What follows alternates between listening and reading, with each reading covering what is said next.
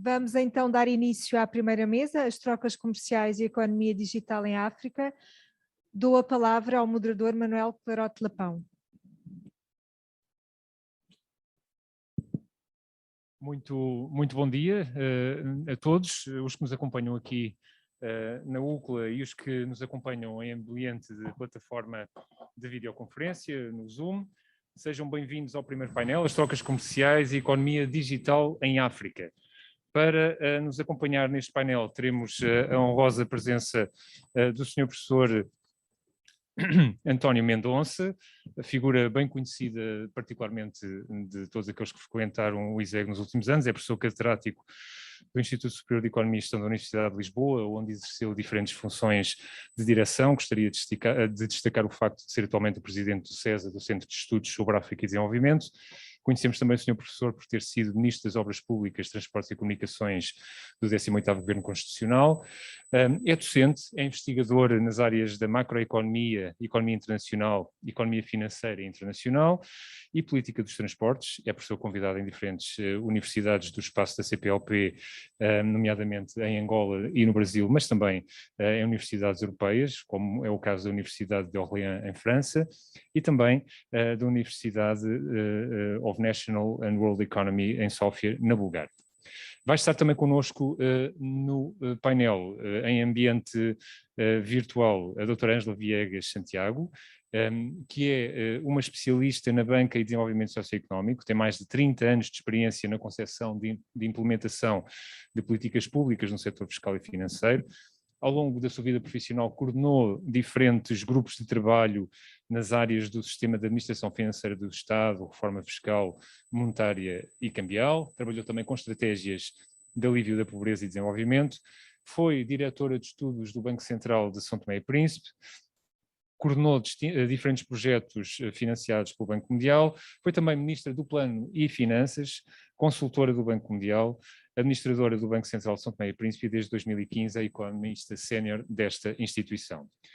E teremos a nossa terceira investigadora, a Natasha Bruna, que é doutoranda no International Institute of Social Studies, da Erasmus University de Roterdão, no grupo de pesquisa Political Ecology. A sua pesquisa tem-se desenvolvido nas transformações agrárias decorrentes das interseções da apropriação extrativista de recursos naturais e das políticas de mitigação e adaptação às mudanças climáticas em Moçambique. É também investigadora e colaboradora de um centro de estudos em Moçambique, o Observatório do Meio Rural, desde 2011, onde tem trabalhado sobre modelos de desenvolvimento rural e impacto de grandes projetos na economia, política agrária, ecologia, política e extrativismo. Temos, portanto, um painel bastante rico para nos acompanhar. O meu nome é Manuel Clarote Lapão, sou diretor de cooperação da Comunidade dos Países de Língua Portuguesa.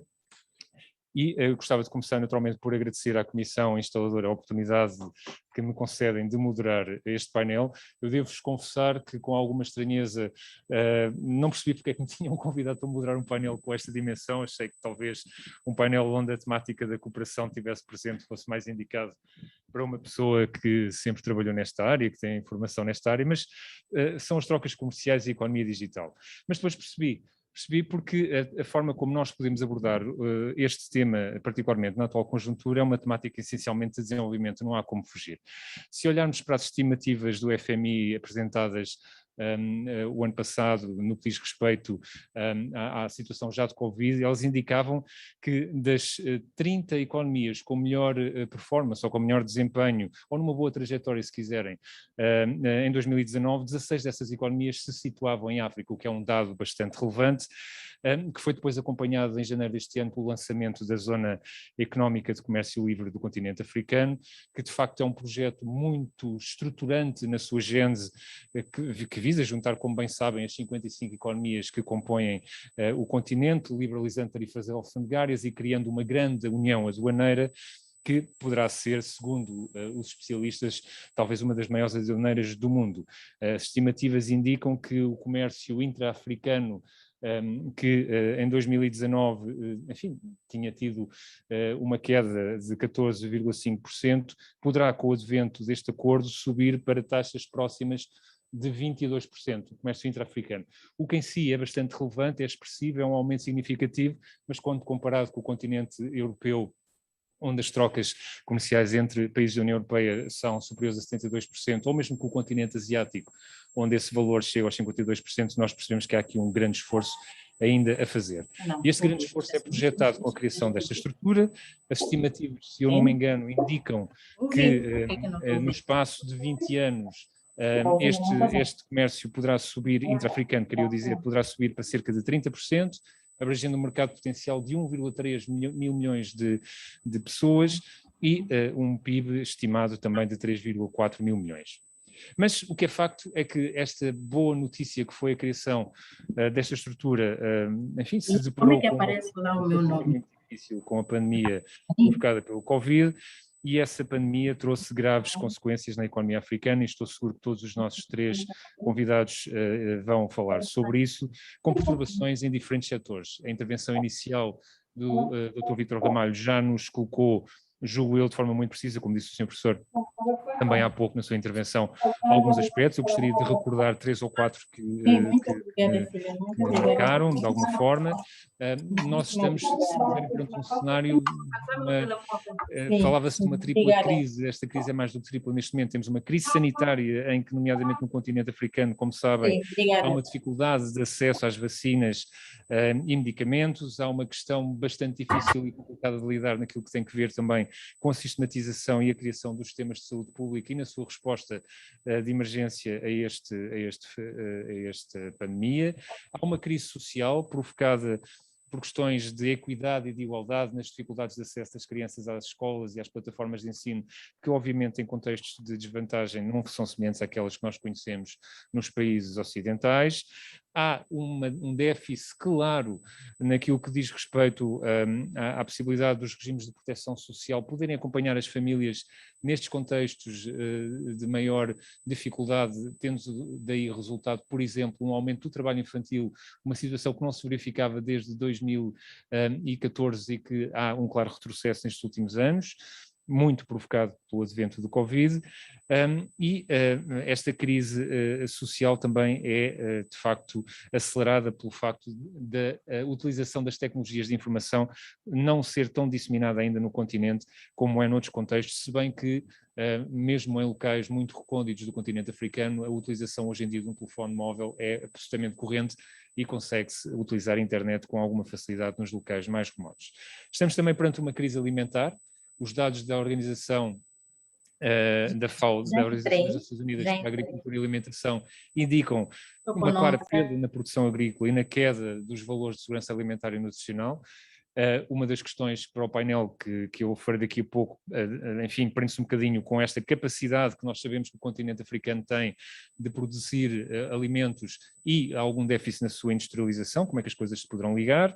A crise económica, que também foi falada há pouco pelo Dr. Vítor Ramalho, os modelos económicos de facto são pouco diversificados e estão muito dependentes de cadeias de valor bastante longas e não nacionais, dependentes do exterior, muitas vezes delas.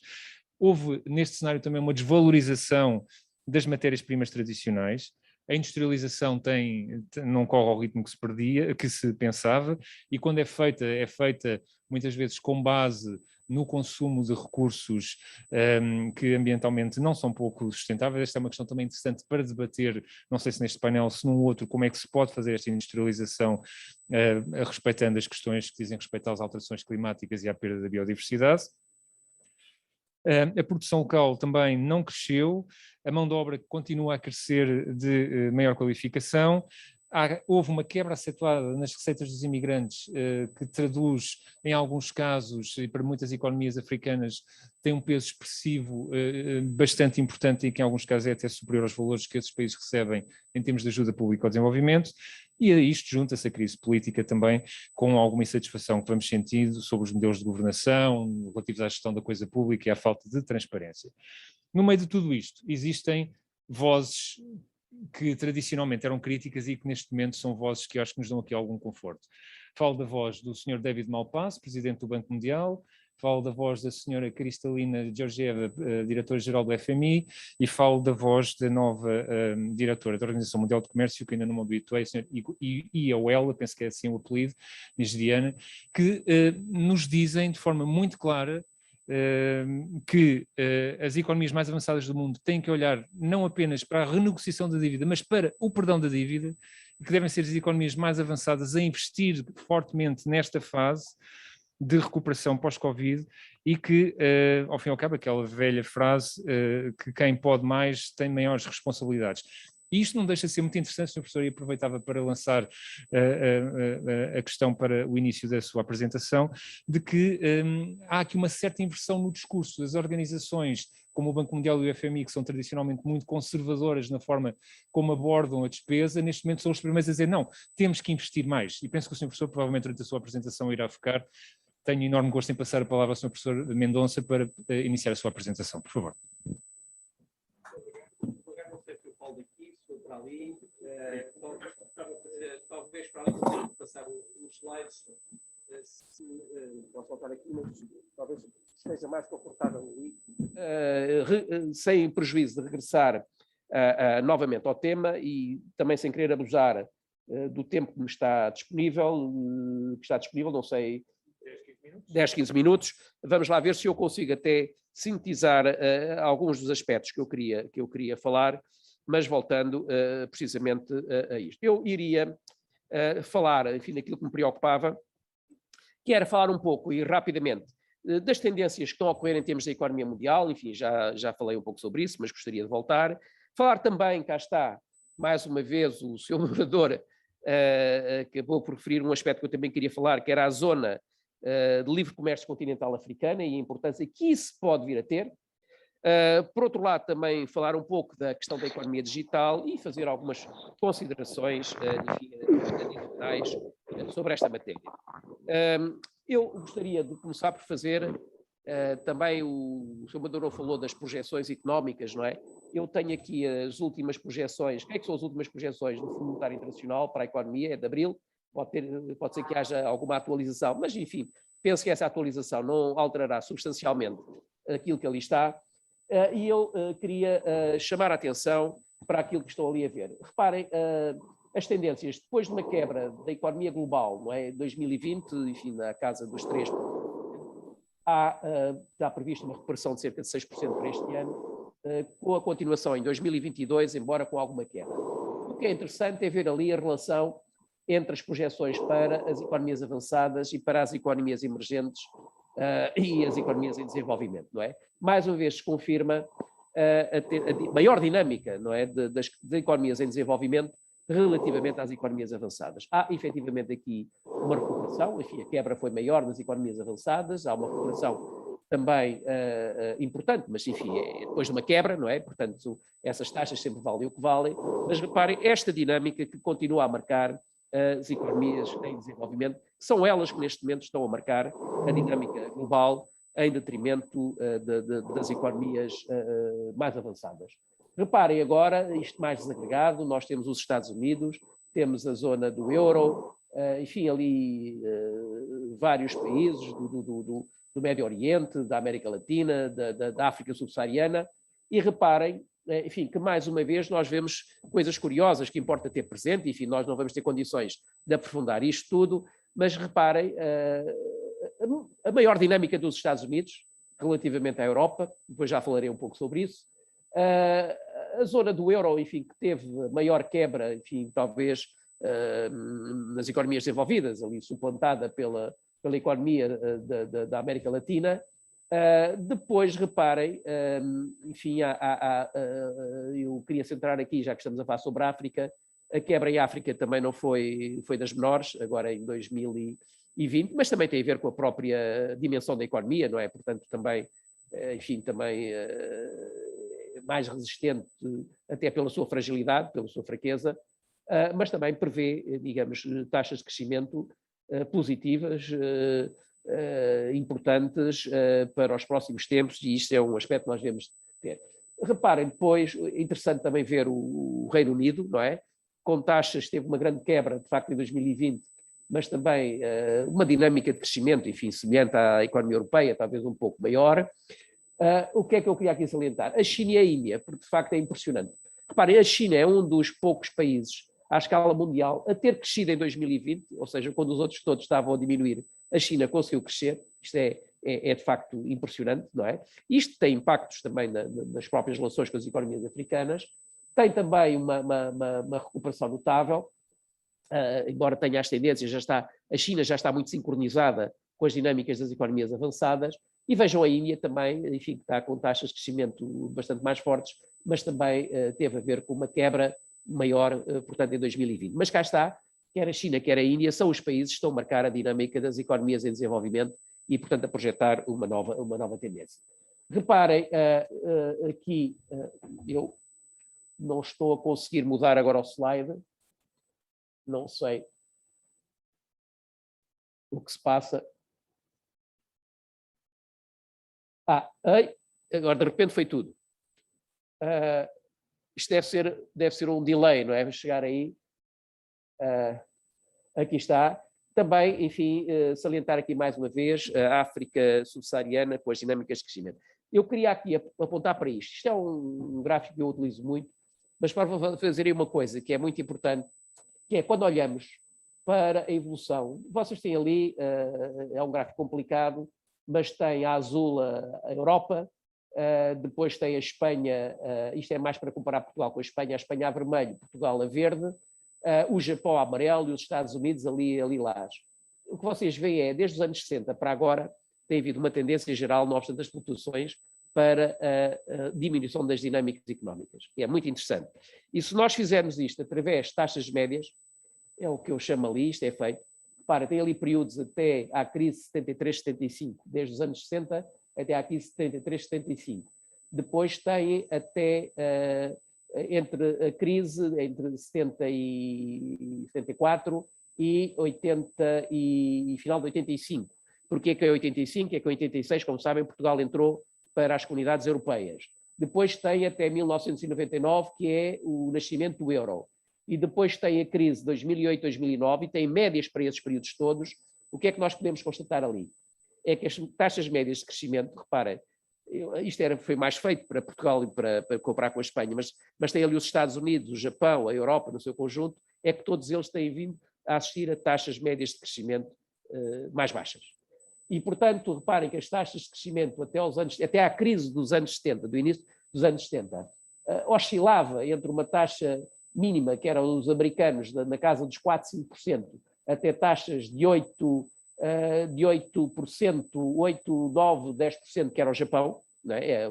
Eram as taxas de crescimento que davam taxas médias de crescimento na altura para os países da OCDE, na casa dos 5, 6%, em termos reais. Reparem como as taxas têm vindo sucessivamente a decrescer. E o que é interessante é, reparem, se compararmos até aos anos da crise de 70, da crise dos anos 70 até agora, esta inversão notável que é os Estados Unidos, que até aos anos 70 estavam cá em baixo em termos de dinamismo económico, agora conseguiram, não obstante haver uma redução geral das taxas, estão com uma taxa de crescimento superior, por exemplo, à Europa, que vem cá para baixo. Isto é importante para ver as dinâmicas internacionais.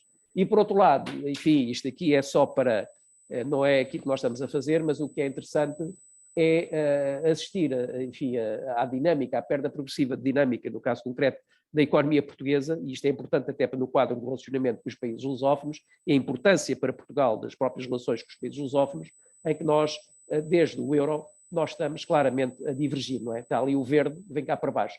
Reparem que nós, entre os anos 70 e o início e os anos 90, nós estávamos perfeitamente a convergir, na medida em que as nossas taxas médias de crescimento nesses períodos eram superiores à média europeia, o que está aqui é azul, e claramente a partir do euro, não é? A partir do euro, nós temos de facto, iniciou-se um processo que eu espero que consigamos reverter, que é o processo de divergência com a média europeia.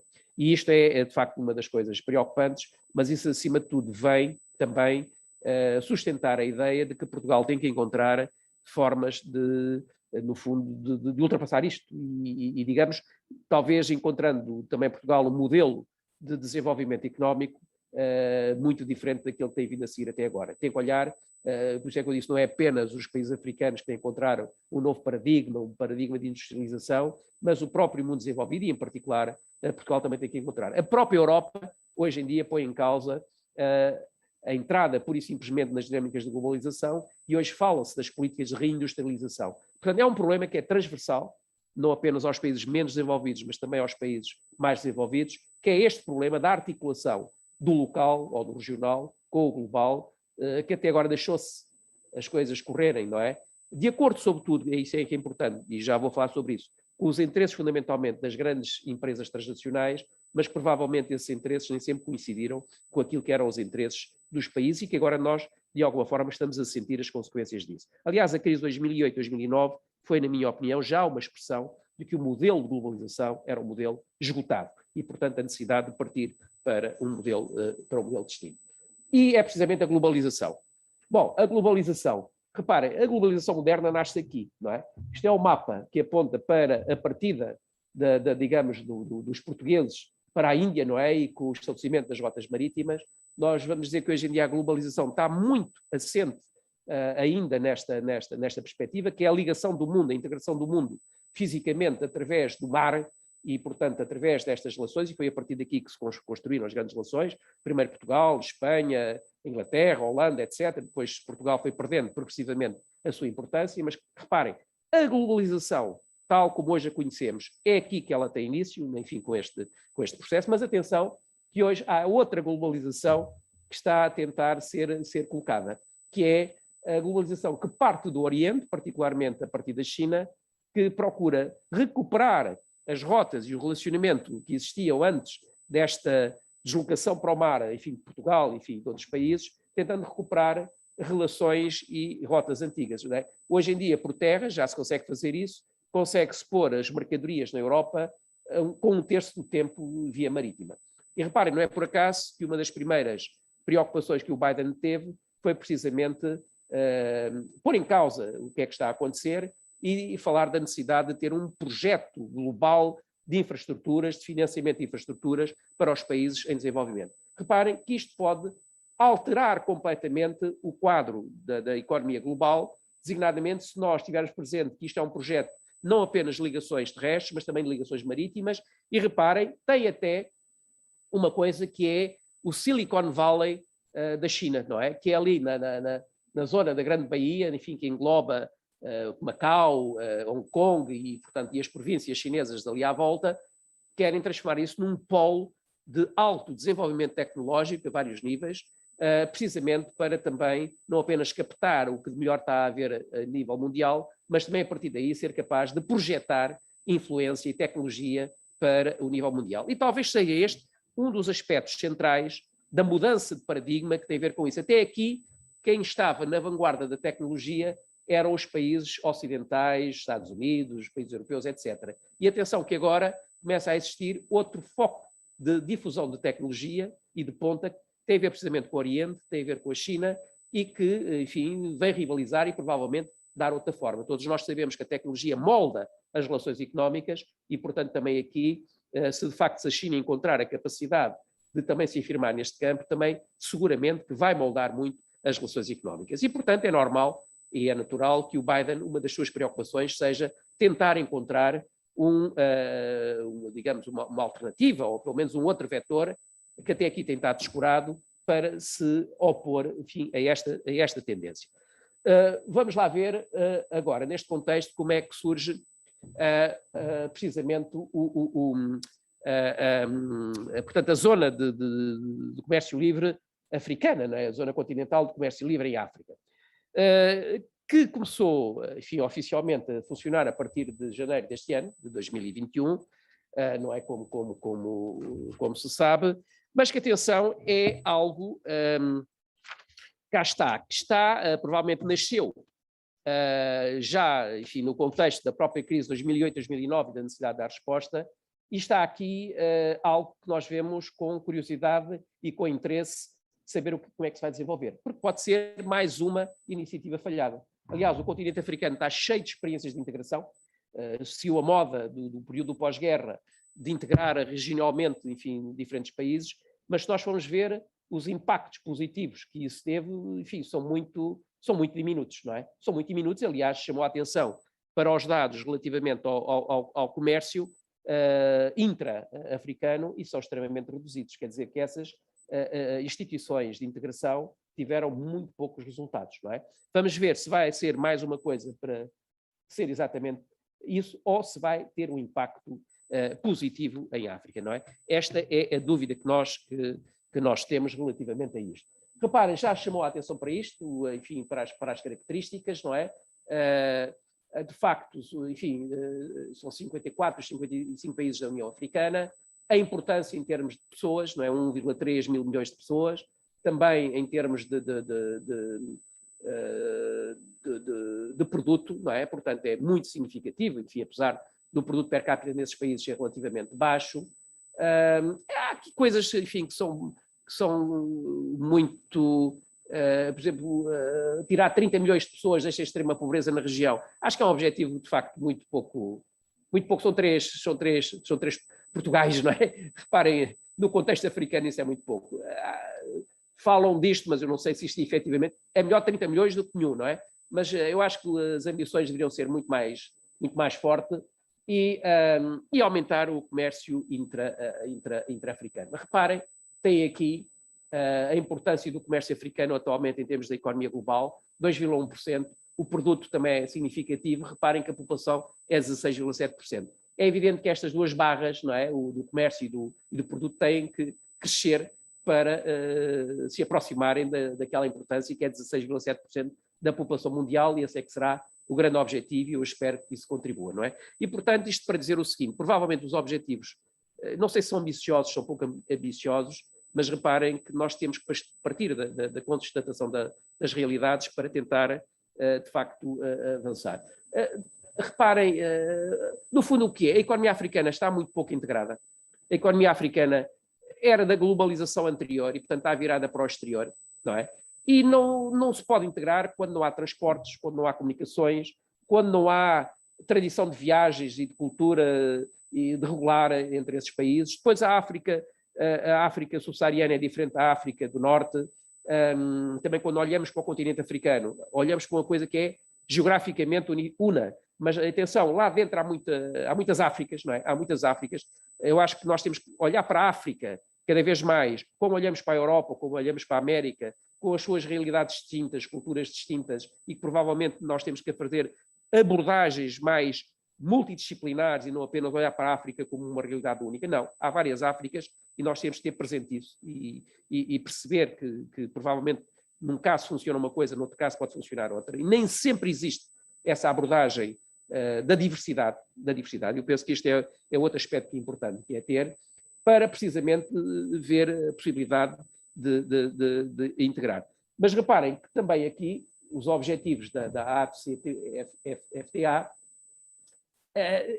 a grande questão em África nem são tantas as tarifas ou as barreiras tarifárias, são as barreiras não tarifárias, que eu já há pouco tive a oportunidade de falar, não é? E isso é que é o importante. Aliás, repare-se que em primeiro lugar, quando nós olhamos para as experiências de integração e sim, tem aqui na coluna da esquerda todos os aspectos, podemos ver que o novo projeto de zona de livre comércio praticamente toca todos os aspectos da economia. Isso é importante. Quer dizer, não é apenas o comércio, mas tudo aquilo que está à volta do comércio.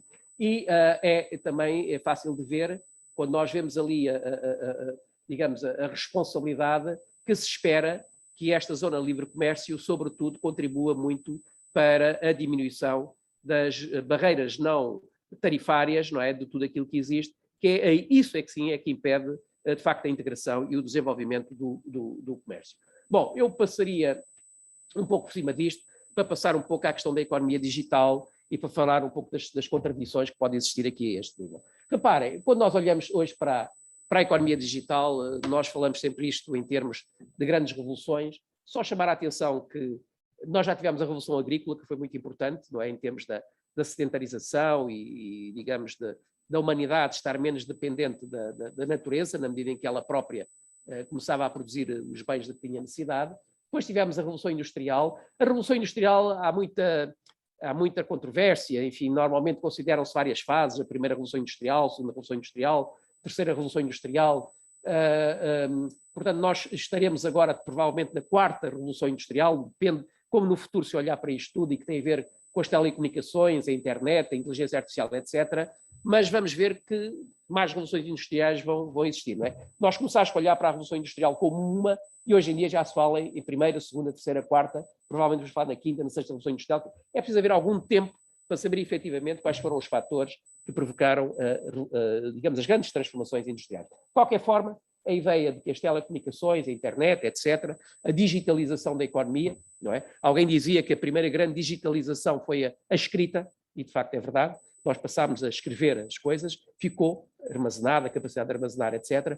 Hoje em dia, de facto, a capacidade de armazenamento, a importância que isso pode ter em termos de desenvolvimento económico é muito grande. Mas atenção, eu chamo a atenção para isto, que é eu continuo a ter aqui dificuldade em passar o slide. Não sei se me podem ajudar daí a passar para o próximo slide.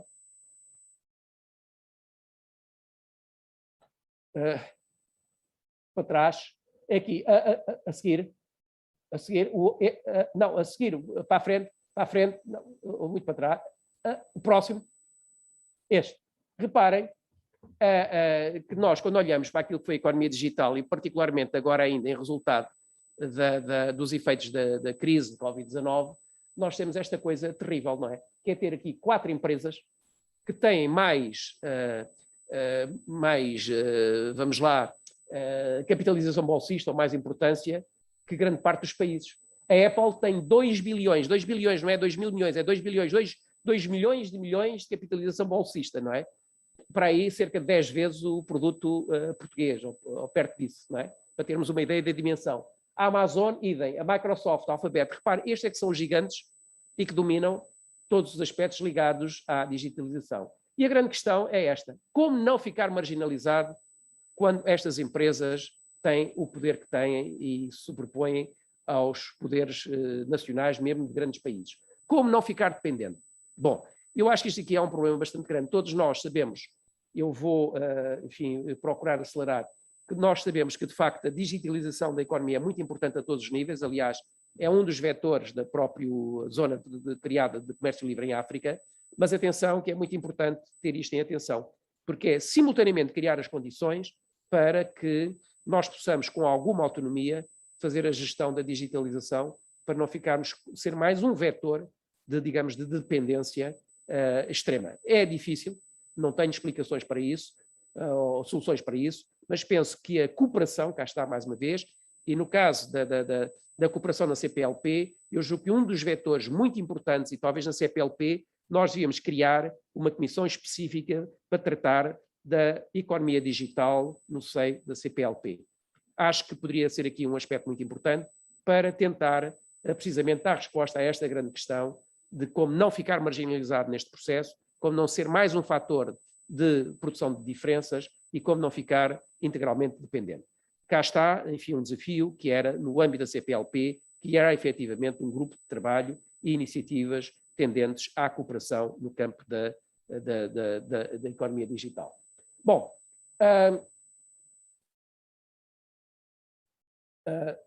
Sónia, posso lhe pedir que avance, por favor, que eu não consigo daqui. Vamos lá, só avanço. Ora bem, é isto precisamente, enfim, para acelerar aqui, para acabar, no fundo, esta ideia que eu queria deixar, que, enfim, que é importante, e acho que a zona de livre comércio continental africana julgo que pode ser um passo importante, mas atenção, é preciso trabalhar, é preciso que não seja apenas um local para os dirigentes se encontrarem, é preciso criar infraestruturas, avançar na criação de infraestruturas. É importante que as pessoas possam viajar em África de um lado para o outro, existir linhas férreas. Eu acho que é preciso olhar para a África com outros olhos. É importante que os países africanos tenham essa consciência, mas é importante também que, no caso concreto, por exemplo, uma CPLP, um dos vetores da cooperação também possa fazer. Nós também temos interesse em ter relações com os países africanos, mas também que a própria África e os países africanos se encontrem os seus próprios passos de integração e de desenvolvimento. não é? Aliás, como no Brasil, nós temos interesse nas relações com o Brasil, mas também temos interesses em que o Brasil também seja importante no âmbito da América do Sul, no âmbito do conjunto das Américas, porque isso também permite alargar os espaços para a cooperação.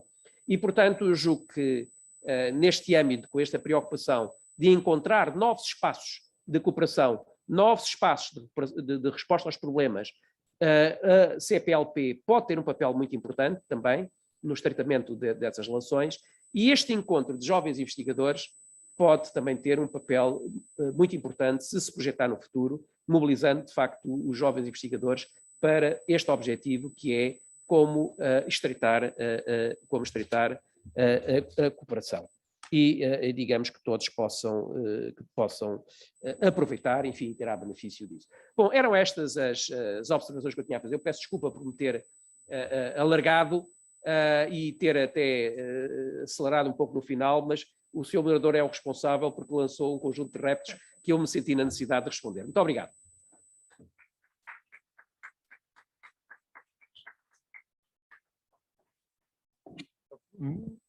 Obrigado, Sr. Professor António Mendonça. Aceito essa responsabilidade com muito gosto e ainda bem que aceitou e ocupou de aceitar os reps.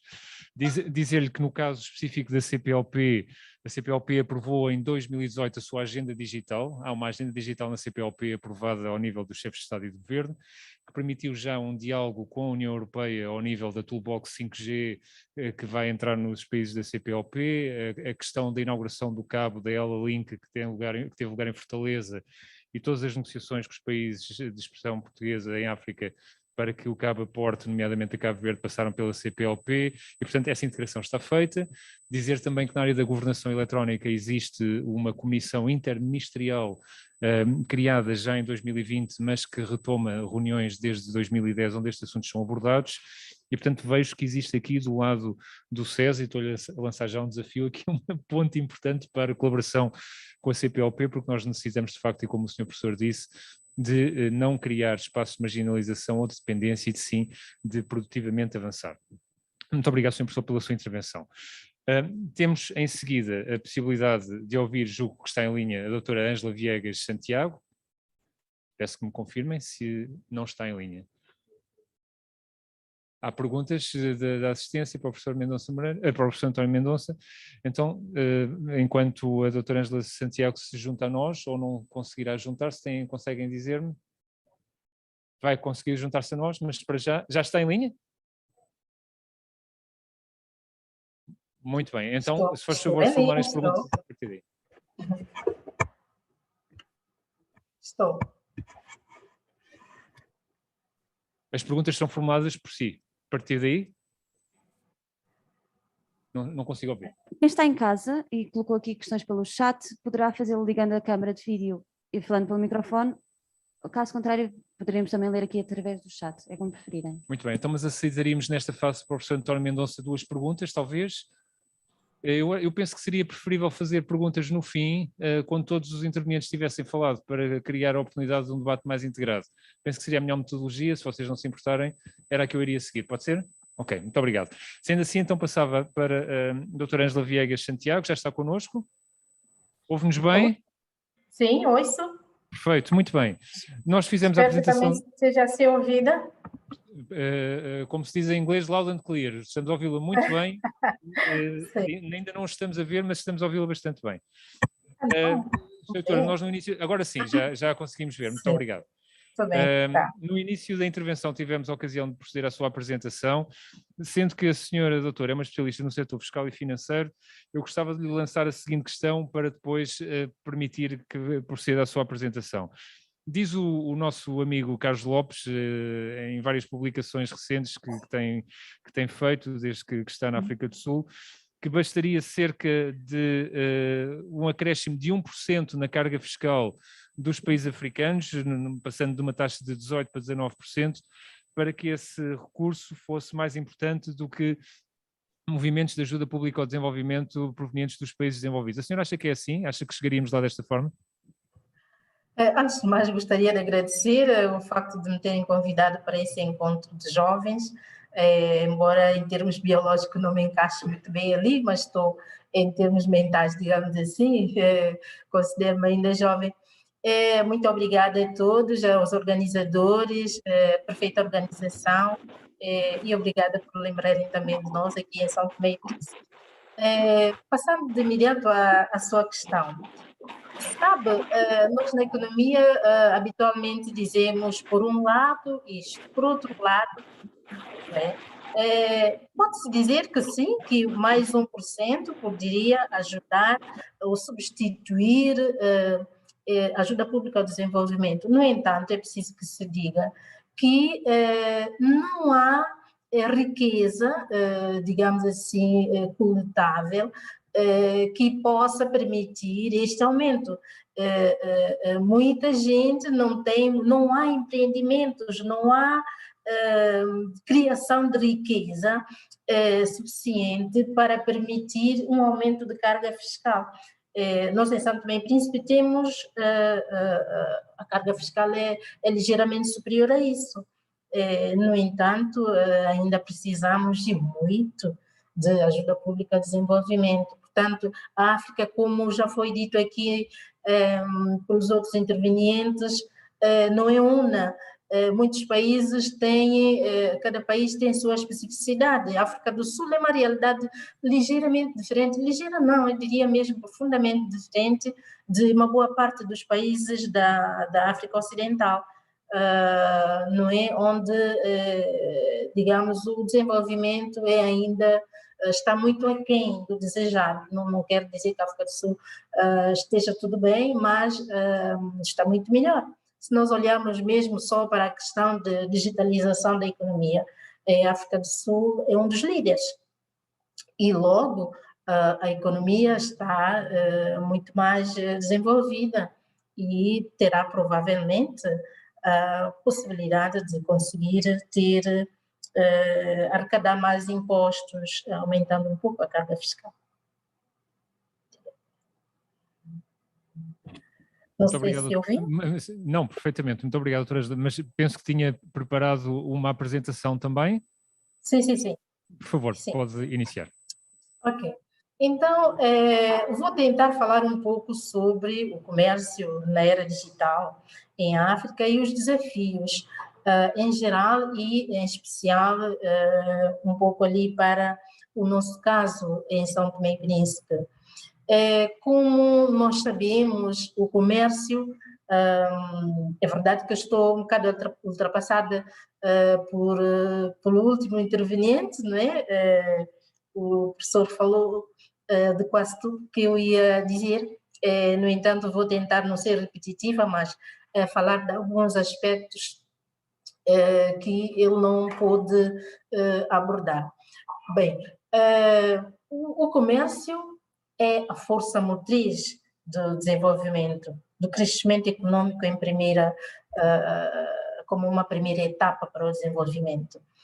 Sem ele não há o desenvolvimento. Toda a sociedade humana foi crescendo graças ao comércio. No entanto, como é que nós temos a situação aqui em África? Já foi dito também aí no último painel que a percentagem do comércio da África, em termos de comércio no mundo, é muito pequena. Nós só temos cerca de 2%, 2,8%, 2,6%, ronda mais ou menos essa percentagem de participação no comércio global. No entanto, há alguns investigadores sobre a Comissão Econômica da ONU para a África, num dos estudos que publicou no ano passado, sugere que bastava aumentar de 2% para 3% para que se pudesse gerar cerca de 70 milhões de renda adicional anual, não é? E isto é muito mais do que a ajuda pública ao desenvolvimento que a África recebe. Bem, no entanto, por que nós temos essa percentagem tão pequena a nível do comércio? Por que sendo nós, África, os africanos, sendo o continente, os países da África têm diamante, ouro, têm produtos agrícolas diversos, No entanto, temos essa participação tão pequena no comércio internacional, o que quer dizer que o nosso nível de desenvolvimento também é pequeno. A que se deve isso? Se nós olharmos para esse mapa, aqui é da Eurostat, vamos ver que como é que é o comércio com o mundo. Nós temos cerca de, com a Europa, com a União Europeia, cerca de 28%, tanto estamos a falar de dados de 2020, relativos a 2020, e tanto importação como exportação. Ora, esses bens que a África importa, por exemplo, da União Europeia, o seu maior parceiro comercial, cerca de 70% destes bens são manufaturados. O que a África exporta para a União Europeia, a maior parte são bens primários, matéria-prima, combustível. Temos aí uma balança, digamos assim, a pender, a balança não está equilibrada. Por quê? Porque daí decorre os termos de troca desiguais, ou seja, a razão entre o preço de exportação e o preço de importação. Nós sabemos que o continente africano não determina o preço dos seus produtos, dos produtos que importa, e também não determina o preço dos produtos que exporta, não é? E sabemos que há uma desigualdade nisso, isso é estabelecido fora da África.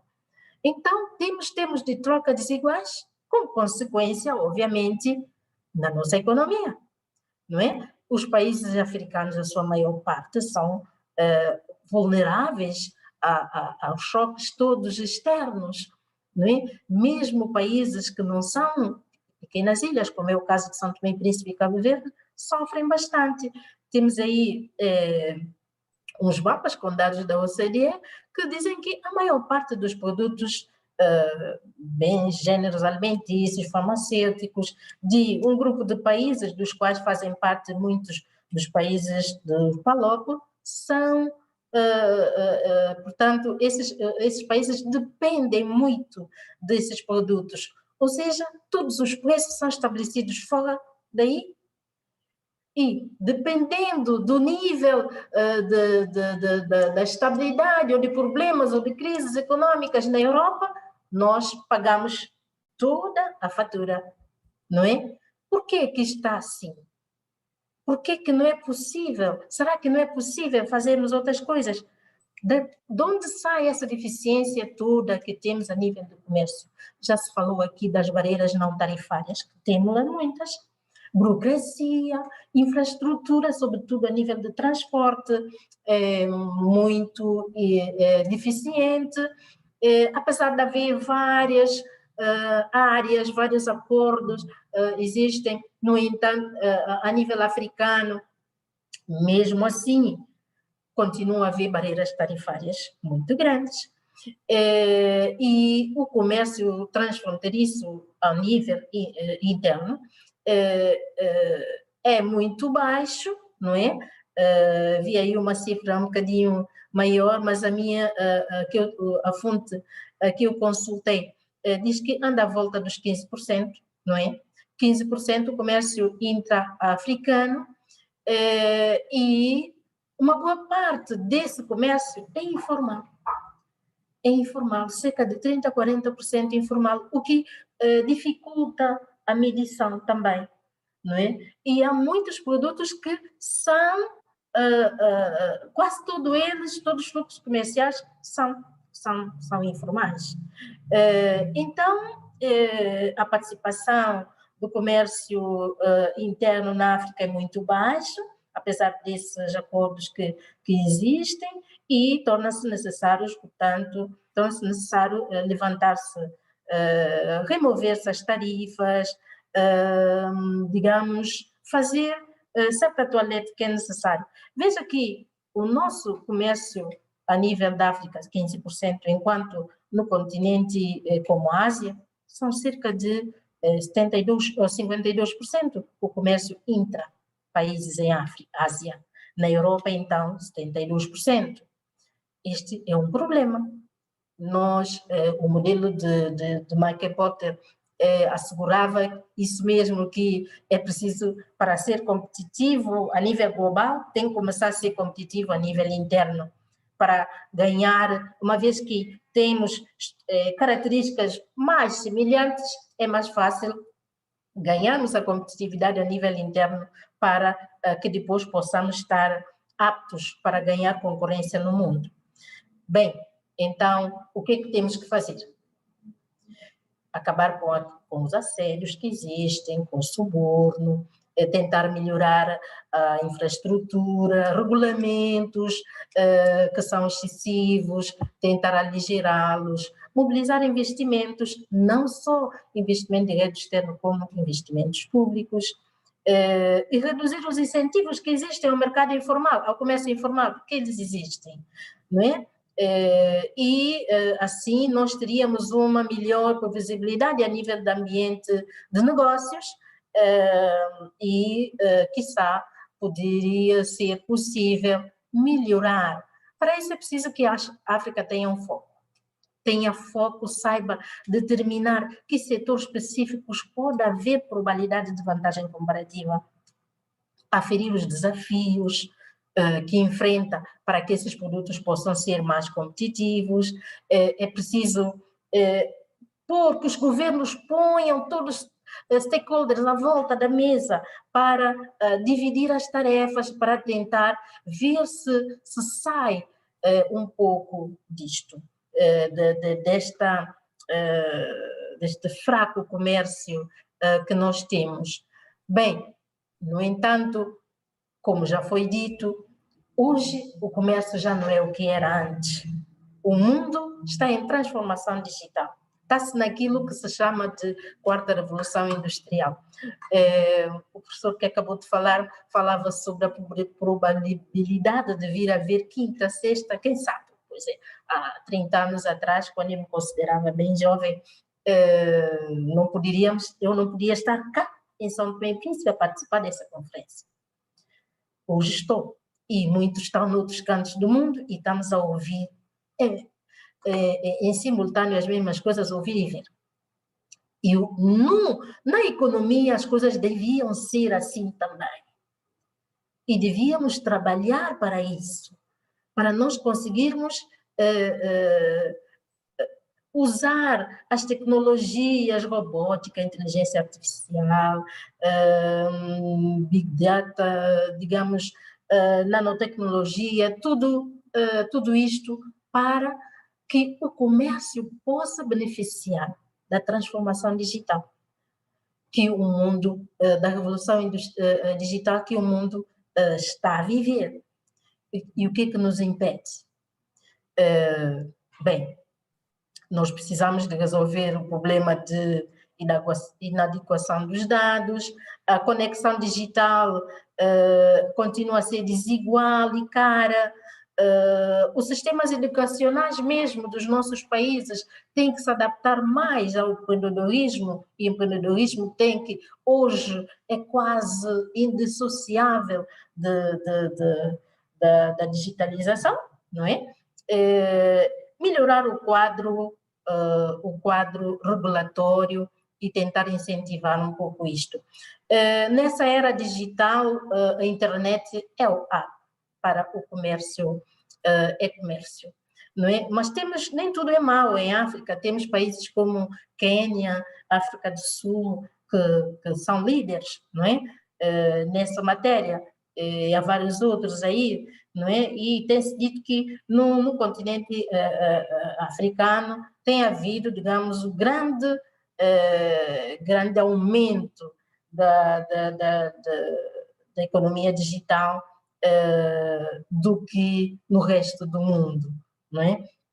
Bem, o facto de sermos em África a maior parte jovem é uma vantagem, porque os jovens constituem, portanto, têm mais apetência para essa área que as novas tecnologias trazem. E a digitação sendo força motriz do crescimento, sendo inovador, ajudará, portanto, a cumprir os objetivos de desenvolvimento sustentável, também a Agenda 2063. Por quê? Porque a digitação vai ajudar a melhorar a economia, vai incluir mais pessoas e vai fazer com que essas pessoas estejam em condições de sair um pouco da pobreza. Um pouco não, de deixar a pobreza para trás. Não é? Acreditamos. Portanto, a economia digital, no entanto, tem desafios e riscos. Não é tudo mar de rosas. Não é? Há uma crescente divisão digital, quer dizer, há uma desigualdade no acesso. Há riscos de ataques cibernéticos, há muito risco de fraudes, ameaças à privacidade, e, portanto, a internet não está ao alcance de todos. E uma coisa muito importante que é identidade digital, que é necessário que se comece a implementar com grande afinco nos nossos países. Bem, já foi dito aqui sobre as estratégias que existem a nível de transformação digital. Eu acho que eu vou saltar isso para não ser muito longa, não é? Com o objetivo de entrosar as estratégias existentes, de evitar desperdícios. Há, portanto, estratégias de transformação digital a nível dos países da CPLP. No continente africano também existem estratégias para ajudar os países africanos, ou no âmbito, portanto, da União Africana, em colaboração com o Banco Africano de Desenvolvimento, com a Comissão Econômica para a África da ONU, e mesmo com a União Europeia. Portanto, há diversas estratégias elaboradas para esse efeito. Precisamos de sair do papel para a prática e dar grande atenção à propriedade intelectual, à proteção dos dados, à segurança da cibernética, um bocado aquilo que nós já falamos, que são os pilares da economia digital, não é? Que são necessários, que se crie, que se implemente essas estratégias de facto na prática. Alguns indicadores apontam para cerca de 11, 12% de total de usuários mundiais da internet estejam em África. Temos aí esse quadro da parte ocidental africana, da parte este e norte da África, e vemos que há alguma disparidade entre cada uma dessa região africana em termos de acesso e em termos de outros indicadores relativos, portanto, à economia digital. Esse quadro indica que países como Nigéria, Egito, África do Sul, Quênia, sejam os líderes no âmbito de uso da internet, que, como nós vimos, é o hub para ver o comércio usando, portanto, as novas tecnologias. Nós podíamos dizer, acabamos de falar sobre essa transformação digital dos PALOP mais Timor-Leste, que existe, não é? Já existe em termos de estratégia, e que urge começar de facto a implementar. No entanto, cada um dos países tem também a sua estratégia. São Tomé e Príncipe tem, e creio que a exceção de Guiné-Bissau, salvo melhor esclarecimento, todos têm uma estratégia para a governação digital ou eletrônica, não é? E a partilha de informações, a partilha de conhecimentos entre os países da CPLP poderia ajudar aquilo que a AFI, a Aliança Financeira Internacional, usa muito, que é peer learning, portanto, partilha de conhecimento pelos pares, seria, portanto, uma ajuda grande. Portanto, a nível de São Tomé e Príncipe, temos diversas instituições que trabalham nesse setor, nesse domínio. Temos a AGEA, que é a Autoridade Geral de Regulação, o Instituto de Inovação e Conhecimento, que é a INIC, a Agência de Proteção de Dados Pessoais, e todos eles trabalham em conjunto para tentar digitalizar a nossa economia, não é? O PIB, é difícil medir a dimensão de economia digital na economia, não é? no PIB, porque, como nós sabemos, o PIB mede os valores monetários de bens finais produzidos na economia, e há uma parte dos serviços digitais que são gratuitos. Por isso, não é muito exato quando se vê os números. Olha, existe X% de economia digital. É preciso ainda trabalhar-se em algum modelo para o cálculo real da economia digital. Economia, portanto, digital em São Tomé e Príncipe provavelmente é baixa. No entanto, nós achamos que tem crescido. A existência do cabo submarino, o início do cabo submarino há uns anos atrás, começou a trazer grandes iniciativas. Consideramos ainda informais, não porque as autoridades ainda não se adequaram em termos regulamentares para que esses negócios sejam considerados formais.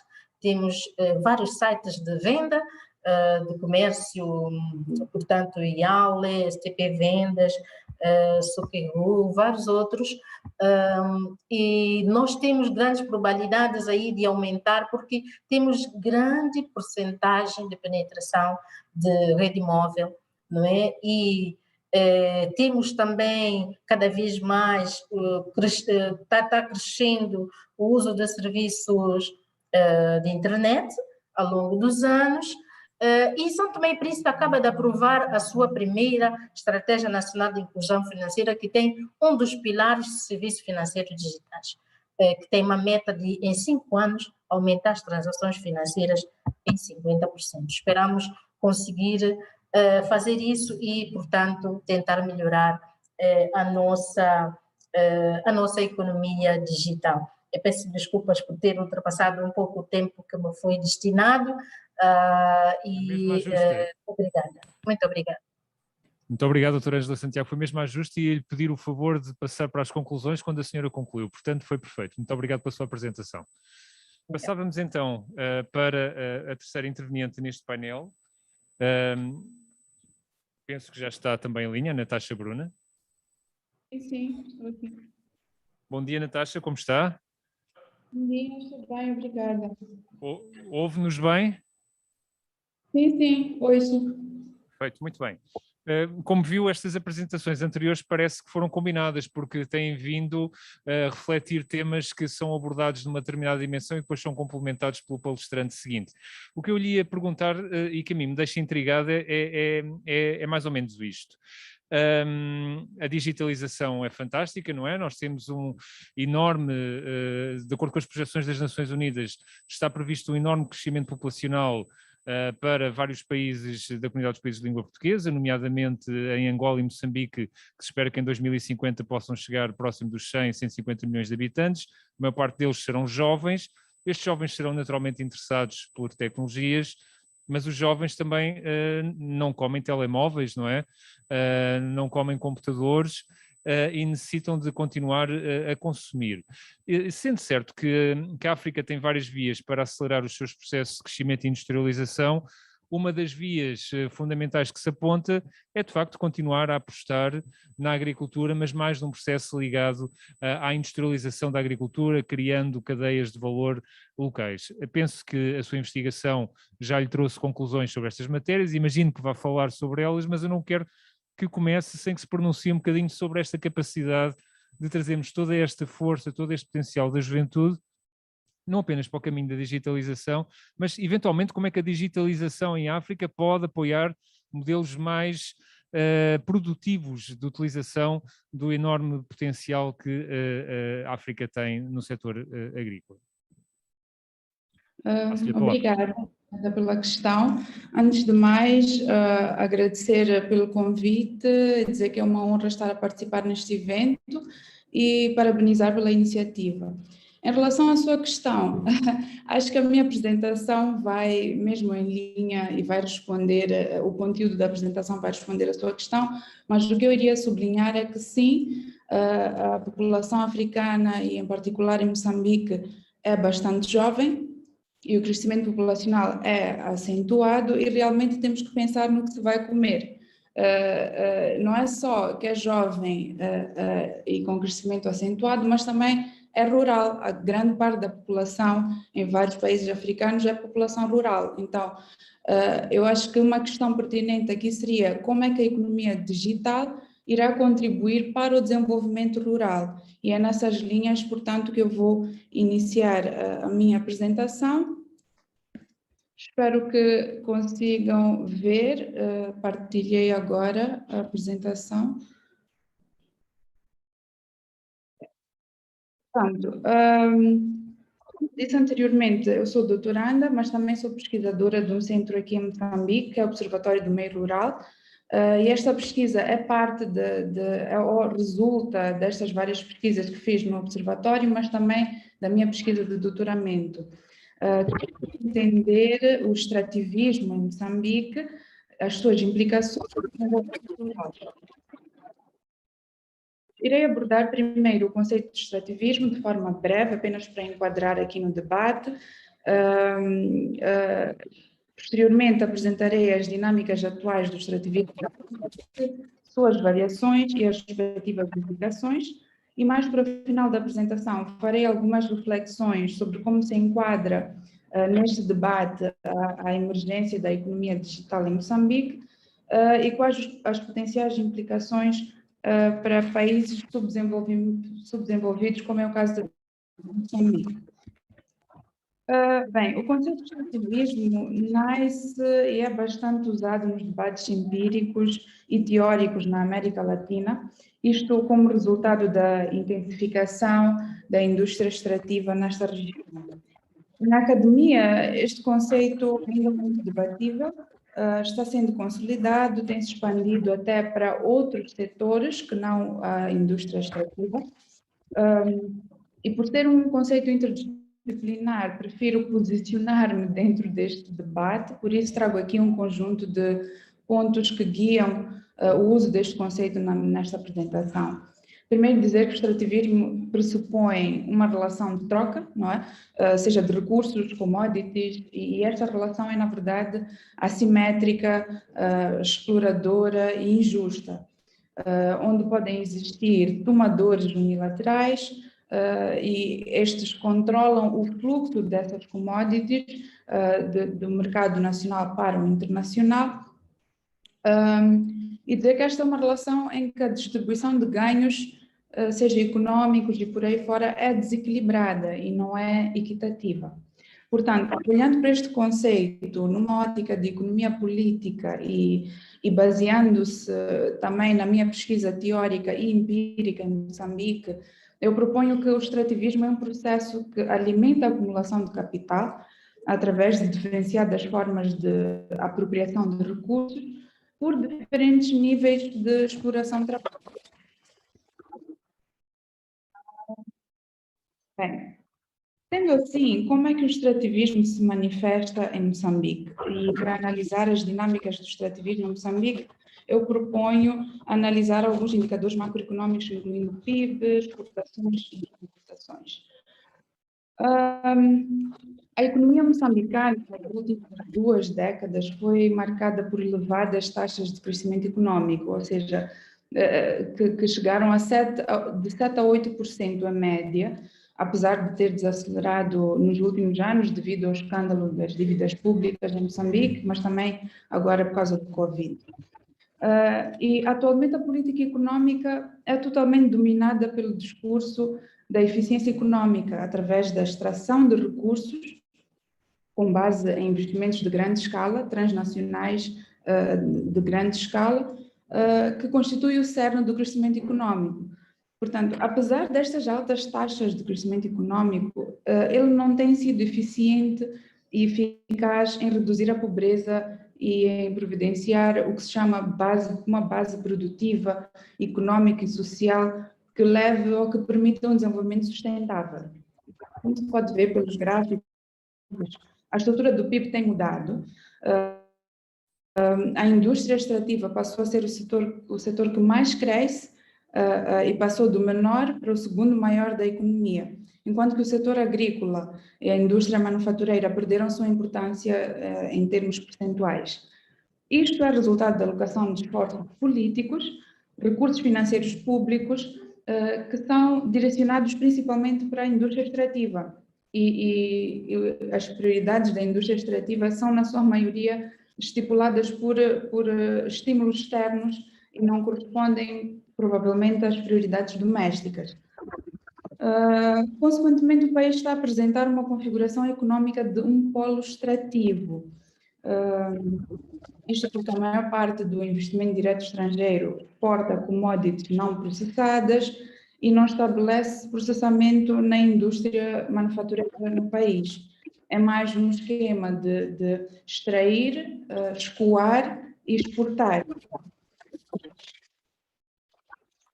Portanto, o fato de o investimento direto estrangeiro ter estado a moldar significativamente a economia moçambicana percebe-se também quando analisamos as estruturas das exportações do país. Estes gráficos, os de cima, mostram que 45% das exportações totais do país são constituídas por commodities primárias, assim como a apresentação anterior mostrou. Isto acontece em Moçambique claramente. E no gráfico a cores nós podemos perceber quais são estas commodities. E são claramente os produtos que são exportados pelos investimentos diretos estrangeiros. Portanto, essa estrutura de exportações em Moçambique mostra que o país especializou-se no fornecimento de matérias-primas e energia e tornou-se um grande exportador de produtos primários. Grande parte destas commodities são exportadas para centros de industrialização, como, por exemplo, a África do Sul, a China e a Índia, para o caso de Moçambique. Então, o que acontece é que Moçambique está a alimentar a industrialização externa, está a alimentar a acumulação externa, enquanto que as necessidades domésticas são marginalizadas.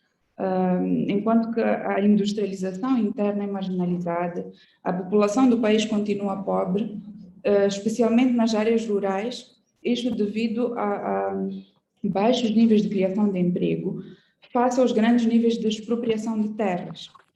Mas, por outro lado, o que acontece é que as importações em Moçambique não apresentam uma melhor, como é que eu posso dizer, um melhor cenário, porque Moçambique tornou-se num importador líquido de bens processados ou bens manufaturados, combustíveis e cereais, e até alimentos. Portanto, acontece que Moçambique tornou-se cada vez mais dependente de recursos externos, tanto para dinamizar a economia como para satisfazer as necessidades internas. Moçambique é totalmente dependente de importações, e tudo isto acontece enquanto investidores externos beneficiam da extração de rendas com base nestes recursos naturais extraídos, reproduzindo deste modo o desenvolvimento do país. Mas quais são as implicações disto para o campesinato ou para o desenvolvimento rural? Eu trago aqui um exemplo de uma senhora chamada Eugênia. Ela foi expropriada, a sua terra foi expropriada por uma multinacional que é a Sasol, para extração de gás. Ela vivia em um local em que hoje em dia é um furo da Sasol para a extração de gás natural. Ela foi reassentada nesta casinha, recebeu 15 mil meticais de indemnização, que corresponde a mais ou menos 250 euros hoje em dia. Pronto, na altura era mais, provavelmente, mas não chegava nem perto de constituir uma compensação justa. E depois de 10 anos, a pobreza intensificou-se, ela não consegue produzir o mesmo nível de alimentos que produzia antes, por diferentes motivos. Portanto, semelhante ao caso dela, existem muitos mais. Então, o que se pode dizer é que, de uma forma geral, o que se assiste no campo é uma crescente demanda e usurpação de terra e recursos que são determinantes para as estratégias de sobrevivência da população rural, e normalmente a compensação não é justa e não é eficiente, intensifica-se a insegurança alimentar, e claramente com alguns pontos de implicações ambientais nocivas para locais. Não é? Portanto, estas são as diferentes implicações das diferentes variações do extrativismo que existem em Moçambique, seja ele extrativismo mineiro e energético, como é o caso da Vale e da Sasol. A Vale extrai carvão, a Sasol gás natural, ou sendo o caso do extrativismo agrário, que é através da massiva produção e exportação de commodities agrárias, no caso de Moçambique seria madeira, algodão e por aí fora, que não são processadas. Mas existe ainda uma variação do extrativismo que constitui uma das propostas da minha tese de doutoramento, que infelizmente não tenho muito tempo para abordar, mas é que basicamente o extrativismo verde emerge no contexto das mudanças climáticas, em que surgem projetos verdes, surge a necessidade de implementar projetos e investimentos verdes, mas que em última análise têm objetivos de lucro acima dos objetivos ambientais e que muitas vezes também não são eficazes para alcançar tais objetivos ambientais, que é o caso, por exemplo, da produção e exportação em larga escala de biocombustíveis, o caso das plantações florestais e até o caso de áreas de conservação dentro do âmbito do REDD+, que é uma política de mitigação às mudanças climáticas, e que o objetivo final é vender créditos de carbono e que muitas empresas estrangeiras lucram com este processo todo, enquanto que as famílias rurais são expropriadas de recursos cruciais para a sua subsistência. E todos esses projetos de investimentos acontecem ou justificam todas estas dinâmicas pela luta contra as mudanças climáticas, por isso o nome extrativismo verde. Portanto, é desta forma que o extrativismo se manifesta em Moçambique. Mas um importante fator neste momento seria perceber melhor a economia digital e qual é a relação que isto pode ter com este quadro conceptual que é o extrativismo. Com a emergência da economia digital em África, em particular em Moçambique, é interessante relacionar esses dois elementos. Eu não sou especialista em economia digital, mas é claro que começa-se a fazer sentir na economia como um todo e é necessário perceber melhor, mesmo em termos de pesquisa. Penso que é necessário que haja mais pesquisa nesta área. Eu poderia falar de várias outras componentes da economia digital em Moçambique, uma das mais abrangentes em termos de número de utilizadores, são os serviços financeiros digitais. A expansão destes serviços está prevista na Estratégia Nacional de Inclusão Financeira de Moçambique, como esteve a falar na apresentação anterior. Então, Tomé parece que está também em andamento, mas em Moçambique já existe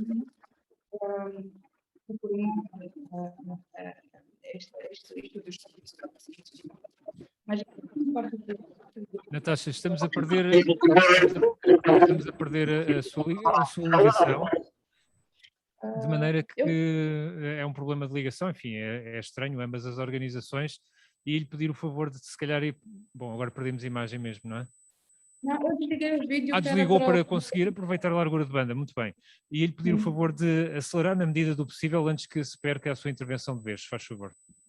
Tá, já estou mesmo a caminhar para o fim. Então, como dizia, é um serviço que grande parte da população tem acesso e usa, e isto é porque não requer, é porque apenas requer ter acesso a um telemóvel e não requer muita literacia digital. Portanto, em Moçambique temos 3 operadoras de telefonia móvel que oferecem este serviço, que é M-Cash, Imola e M-Pesa, que é da Vodafone, que é a mais usada. E eu falo, portanto, do dinheiro móvel ou de moeda móvel, que está ligado a este serviço de telefonia móvel. Então, o que acontece é que em 2013 haviam 6 milhões de assinantes, mas hoje em dia 56% da população adulta tem uma conta de moeda eletrónica e é crescente este número. E de todos os adultos que possuem uma subscrição de telefonia móvel, mais de 60% possuem uma conta de moeda eletrónica. Mas a questão aqui seria perceber quais são os riscos e pontos a serem acautelados com esta crescente emergência da economia digital. Há alguns riscos que eu identifiquei que são relativos aos utilizadores, que é a regulamentação de proteção ao consumidor, as tarifas e as fraudes, mas um ponto importante que eu queria aqui falar seria sobre o emprego. Eu acho que é necessário entender que até que ponto a emergência da economia digital beneficia ou prejudica em termos de geração de emprego. Em alguns países, como a Índia, beneficia, mas em Moçambique, que não produz tecnologia base, pode prejudicar. Um outro ponto seria refletir sobre a contribuição da economia digital para Moçambique e para a população moçambicana, isto para não reproduzir um modelo de desenvolvimento extrativista que já existe em Moçambique nos outros setores. Só para terminar, indo para as conclusões, talvez o deputado poderia aprofundar um pouco mais, dizer que Moçambique apresenta agora uma configuração econômica que foi construída para acomodar este esquema de extrair, escoar e exportar, tornou-se num fornecedor de commodities primárias, alimentando a industrialização externa e ao mesmo tempo num importador líquido de bens manufaturados. Portanto, essa alavancagem macroeconômica que se espera deste tipo de investimentos tem uma relação inversa com o bem-estar do povo e, em particular, da população rural. Em termos da emergência da economia digital, eu concluo dizendo que é necessário ter atenção em que medida a economia digital poderá ou não reproduzir este modelo econômico extrativista, um crescimento econômico desigual e aprofundar estas relações externas assimétricas que já existem. Portanto, é preciso melhor compreender e identificar formas de atuação que garantam efeitos positivos na economia real e que não reproduzam este modelo extrativista que se verifica em Moçambique. E é tudo, e desculpa por ultrapassar o tempo. Parece, muito obrigado. Nós é que agradecemos, Natasha. Aliás, aproveitamos para agradecer as apresentações, todas elas muitíssimo interessantes durante esta manhã, do professor António Mendonça, da doutora Ângela Viegas, Santiago e da doutora Natasha Bruna. Muito obrigado aos três pelas apresentações.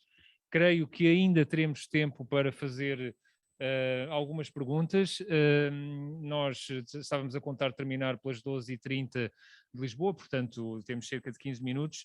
Sei que foram colocadas algumas questões ao professor António Mendonça, sei que também foram colocadas algumas questões à doutora Ângela Santiago. Nós iríamos privilegiar quem estivesse em sala. O Gabriel Baguia Júnior estava há pouco, queria colocar uma questão, não está, portanto vamos avançar para a Francisca Sousa, que queria colocar uma questão ao professor António Mendonça.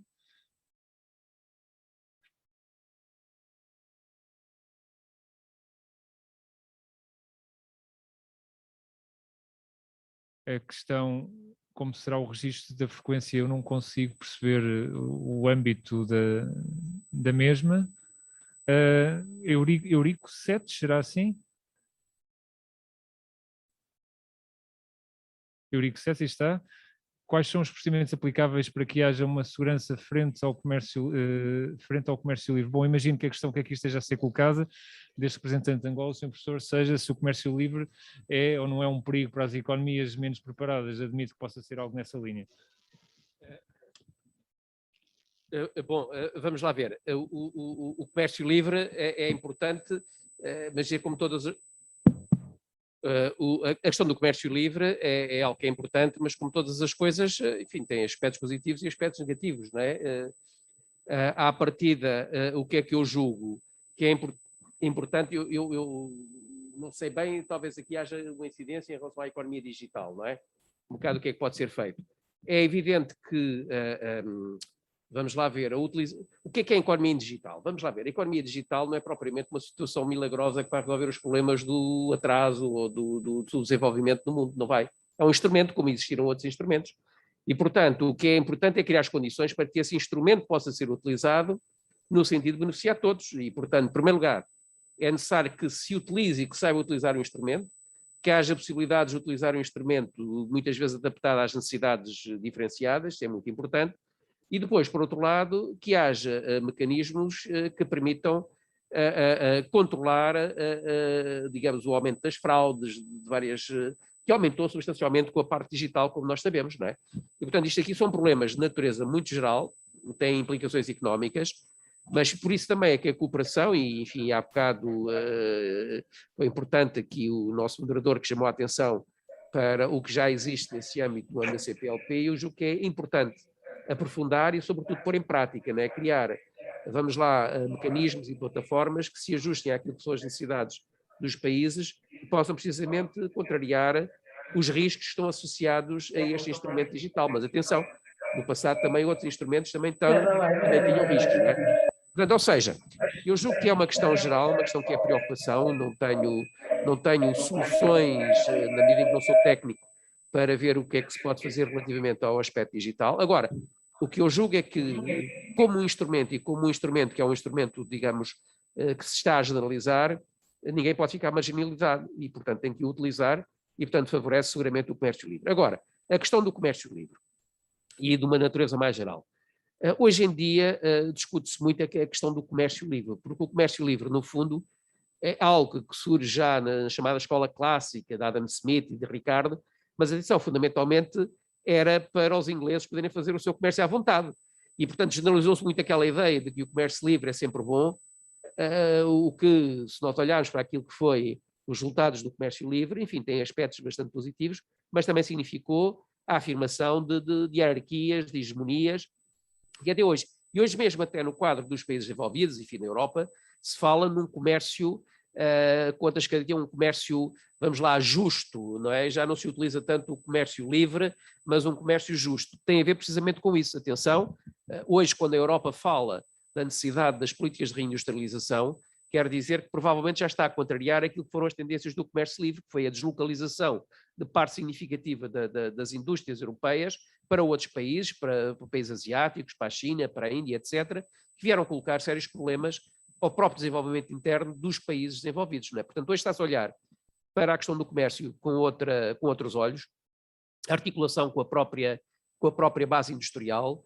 articulação com uma certa autonomia, enfim, económica e produtiva. Hoje em dia o que nós temos que gerir a nível global é gerir as dependências, não é? E, portanto, encontrar formas de que essas dependências não se acentuem. Foi por isso que eu chamei a atenção para um dos perigos da economia digital, está precisamente na concentração digamos, da inovação, da produção de plataformas, etc., como nós vimos na Apple, na Microsoft, na Amazon e de outros, e, portanto, tem que se criar mecanismos para, no fundo, que essas empresas não exorbitem, digamos, do papel de empresas e que não tenham tentações de outra natureza que não sejam de ser próprias empresas. É um desafio que as sociedades têm pela frente, tem a ver a regulamentação, tem a ver a regulação, tem a ver também com algumas medidas de caráter legislativo para impedir o excessivo poder, enfim, de muitas das empresas. Eu acho que são preocupações que existem, não é?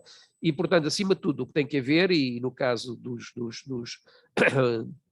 estamos aqui a falar dos países em desenvolvimento, o que tem que haver, de facto, é uma grande aposta. Digamos, se nós achámos o comércio livre nesses países, provavelmente o que eles apenas fariam comércio era dos produtos extrativos, que é o que eles têm para dar. Não estou a ver países como Moçambique ou Angola a serem competitivos do ponto de vista das manufaturas, tirando uma coisa ou outra em particular. Se não houver, cá está, um esforço importante no sentido da diversificação produtiva. Primeiro para consumo interno e depois, eventualmente, garantir que haja produtos de exportação. Agora, não podemos é pensar que a diversificação produtiva vai seguir o caminho que já foi seguido por outros países, não é? Vamos todos exportar os mesmos produtos, etc. Enfim, acho que está aqui uma interação que tem muito a ver com a capacidade de resolver os problemas em termos reais. Eu julgo que aqui não existe teorias para isto. Eu acho que tem muito a ver com bom senso. Acho que o bom senso tem um papel mais importante que muitas vezes as pessoas pensam.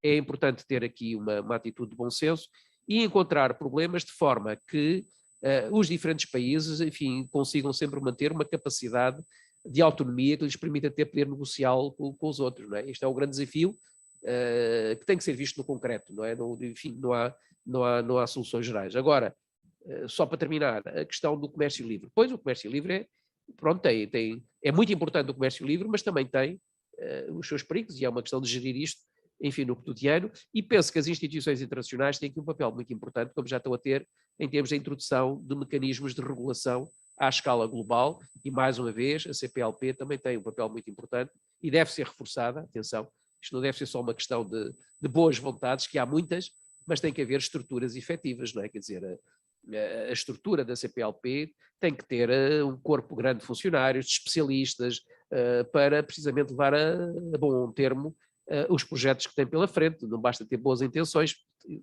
sei que tem, e que há gente com muita capacidade e muito bem intencionado, mas é preciso ter capacidade operacional, não é? Aliás, é como as instituições internacionais. E eu julgo, este é o desafio, enfim, e terminava com isto.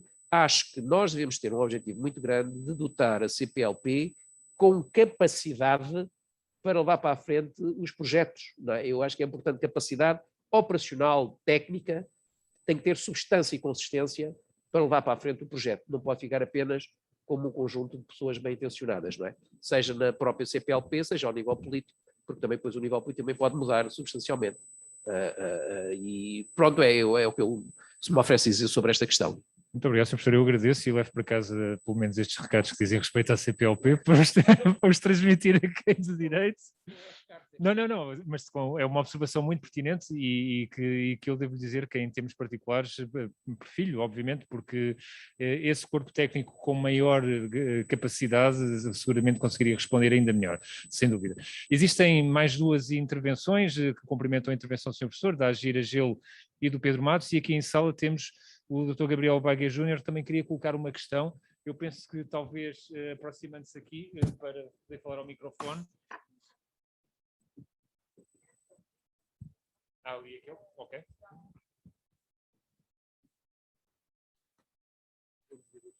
Viva, bom dia, como é que está? Tudo bem? Tudo bem? Como é que vai? Está bom? Um gosto também. É este. Peço desculpa.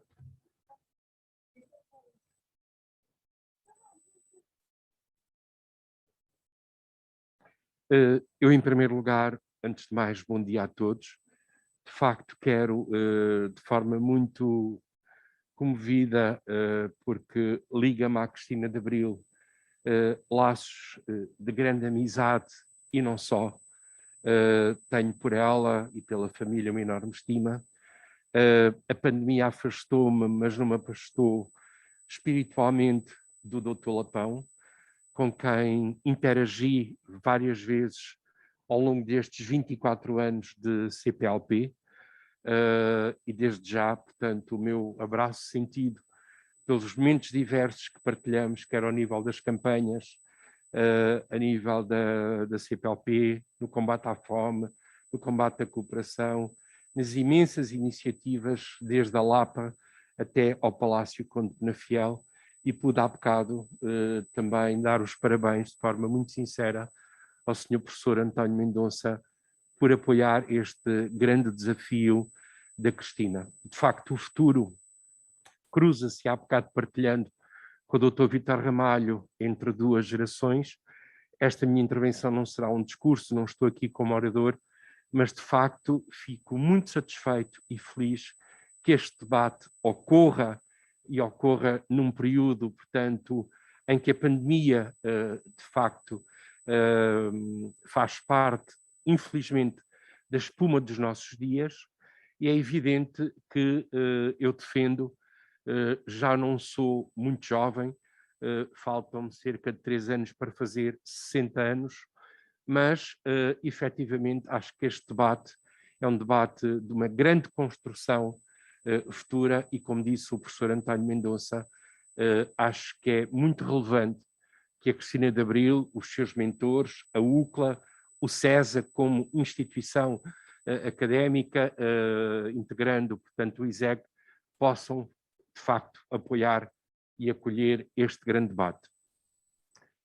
Relativamente às questões que foram aqui abordadas, e eu pude, portanto, anotá-las, tenho pena de não estar agora com os óculos, a idade já não me perdoa e os diabetes também não, mas, de facto, o professor António Mendonça abordou aqui questões do ponto de vista das dinâmicas económicas e também das dinâmicas globais relativamente aos Estados Unidos, portanto, à emergência da questão da China, do próprio Japão e da Índia, que são relevantes no contexto desta comunidade descontinuada, não é que é a CPLP. No fundo, a comunidade de países de língua portuguesa agrega, portanto, do ponto de vista interregional e intercontinental, um conjunto de Estados. Lisboa é, de facto, a base desta comunidade e, decorridos 25 anos, é meritório todo o trabalho que tem sido feito a partir da língua portuguesa também, ideia que eu defendo há muito tempo como instrumento também de cooperação, e, por outro lado, de facto, os jovens, defendendo a ciência, e não há desenvolvimento sem, de facto, e a ciência demonstrou-nos num curto espaço de tempo, agora relativamente à questão de Covid, o que os investigadores internacionais fizeram para que toda a população mundial pudesse ter às diferentes vacinas, é um aspecto bastante relevante.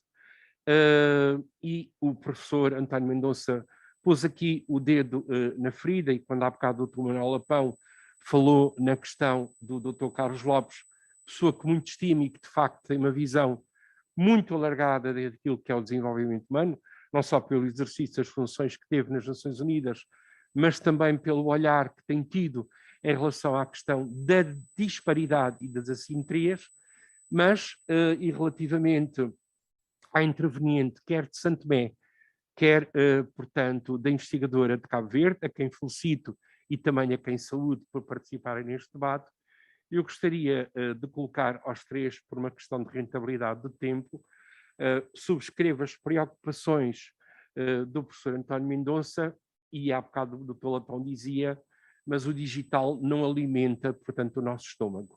E de facto é verdade. E o que eu pergunto é, havendo, portanto, do ponto de vista urbano e do ponto de vista rural, significativas assimetrias do ponto de vista daquilo que é a inclusão de participação relativamente ao desenvolvimento, e ao desenvolvimento no plano do acesso à ciência, do acesso a coisas tão básicas como a água ou a eletricidade, e que no quadro de muitos dos nossos países estamos de facto numa escala menor relativamente a outros padrões, e quando o Carlos Lopes diz, e bem, que 1% da carga fiscal aumentada em alguns países africanos poderia contribuir para reduzir significativas assimetrias. E eu pergunto se este problema do desenvolvimento, e no quadro daquilo que a CPLP pode ser um conjunto de agregação de Estados em diferentes blocos regionais, não poderá permitir um novo olhar, e quando há bocado o professor António Mendonça, que as capitais não sirvam apenas para pontos de passagem em viagem, mas se também não está aqui um problema das lideranças políticas e económicas, em alguns países africanos e europeus, para que, de facto, as assimetrias económicas e sociais se esbatam e aquilo que são as guidelines dos relatórios internacionais, quer a nível do PNUD, quer a nível do Banco Mundial, quer a nível da OCDE, quer a nível da União Africana e da própria CPLP, não tornar mais enriquecedor este pertinente debate, de modo a reduzir drasticamente aquilo que foi o sonho dos ODMs em 2000 e, consequentemente, os Objetivos de Desenvolvimento Sustentável em 2015. Esta é a minha questão e termino felicitando de novo a Cristina de Abril, felicitando o professor António Mendonça na sua abertura relativamente ao CESA e à continuidade e à institucionalização deste encontro, cujo pontapé de saída foi dado aqui na UCLA, e um abraço ao Dr. Manuel Lapão por a CPLP estar aqui representada por si, aos Estados-membros e ao Sr. Secretário Executivo da UCLA, Dr. Vítor Ramalho, que acolhe este evento. Um abraço, é a minha questão. Muito obrigado, um abraço aceito e devolvido com carinho e com amizade, naturalmente.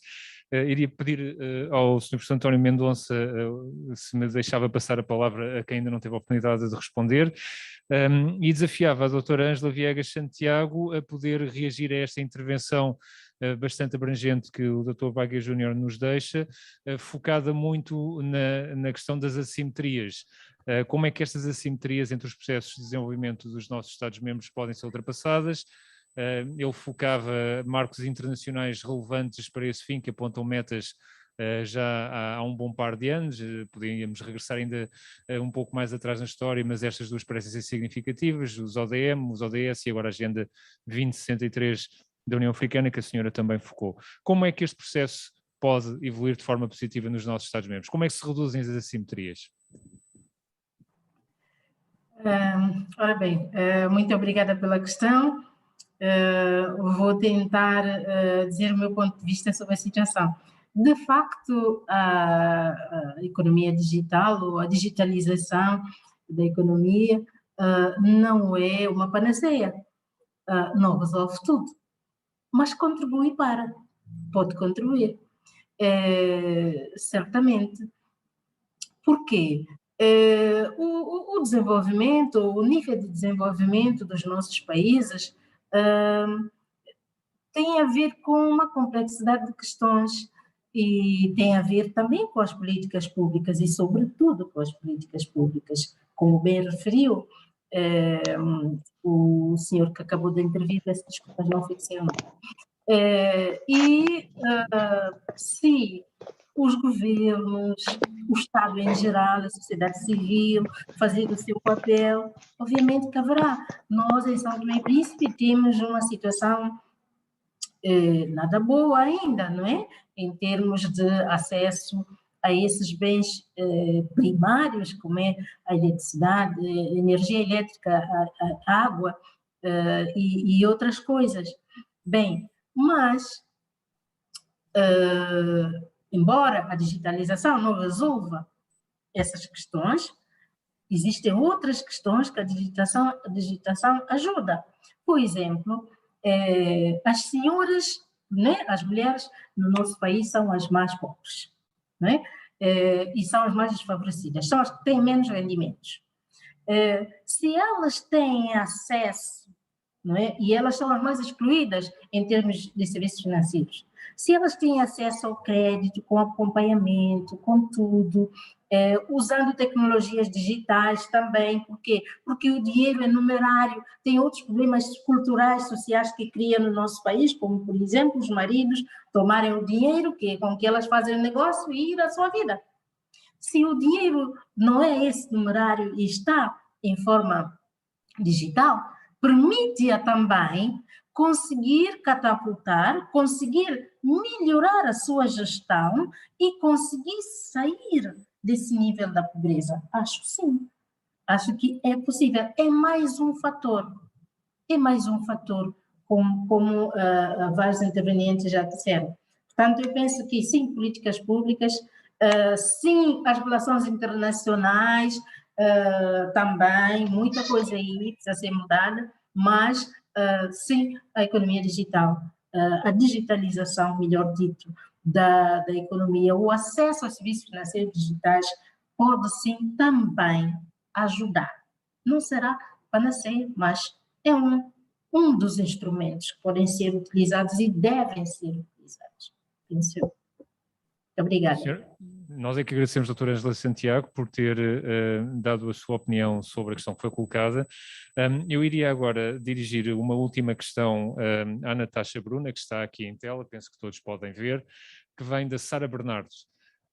E a Sara Bernardo coloca-nos a seguinte questão: com a aposta na industrialização do setor agrícola e no comércio liberal, qual é o papel do agricultor familiar e do agricultor de subsistência? Fala-se sobre o processo de desagrariação dos países africanos, resultado de uma semi-proletarialização, não estou muito feliz com os R's, que significa a combinação da agricultura de subsistência com atividades assalariadas precárias. Qual é a sua opinião sobre este processo e o futuro dos agricultores referidos? Bom, sobre esta temática, tem câmara? Sim, mas nós temos que dar aqui a hipótese de resposta à Natasha. Esta é uma matéria do estudo dela. Eu prefiro dirigir a questão à Natasha para concluirmos as questões, porque há outras agendas, há outros painéis a seguir e temos mesmo que concluir. Não sei se a Natasha ouviu a questão. Sim, ouvi. Quer fazer o favor de reagir? Sim, sim. Realmente é o que tem acontecido, não só em Moçambique, mas em muitos países africanos. Agora, nesse momento, com a globalização e com a implementação digital, o que tem acontecido é que os camponeses estão a apostar em estratégias de subsistência diversificadas, isto é, a semi-proletarialização, como ela bem especificou, mas ao mesmo tempo sempre continuam ligados à terra.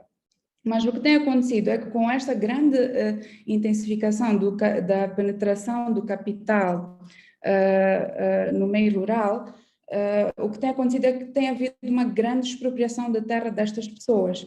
E estes grandes investimentos não geram emprego suficiente para toda esta gente que é expropriada. Portanto, isto acaba acontecendo que a pobreza é intensificada no meio rural. Agora, para nós conseguirmos atingir o tal desenvolvimento rural de tanto se fala, é necessário acumular investimentos que respondam às necessidades e prioridades internas.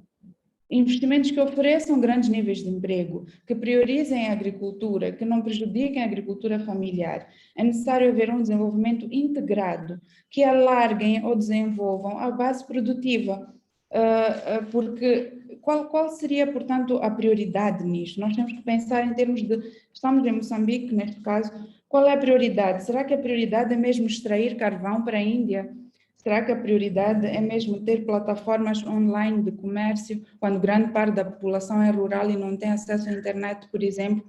Eu acho que aqui a prioridade é apostar em conceber uma política alimentar inclusiva, o que muitos países africanos não têm, apostar em conceber uma política agrária ajustada, no caso de Moçambique, explorar este grande potencial que o país tem. E não vou me alongar mais, muito obrigada. Senhora, muito obrigado.